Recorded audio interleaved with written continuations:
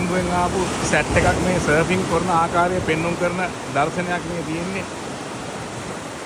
මේවට කියන්නේ කවදා කාපු ඩිංගිල්ද කියලා. ඔන්න සර්ෆින් කරනවා නිට්ටඹුවෙන් ආපු වේයන්ගොඩ සෙට් එක. ඕන් සර්ෆින්. ඔය දැන් ආපහු ලෑල්ල ඇදගෙන යනවා මහා සාගරයට දෙසට. ඒ අතරේ සුද්ධියොත් පෙරලෙනවා. අර පේනවා නේද? සුද්ධියොත් පෙරලෙනවා.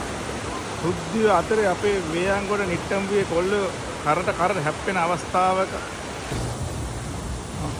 ඔය දන ගන්නවා අන්න ඔය පේනවනේ. ජාත්‍යන්තර සුද්ධියෝ එක්ක අපේ කොල්ලෝ කරට අන්න සුද්ධිය පැටුණා. කරන අවස්ථාව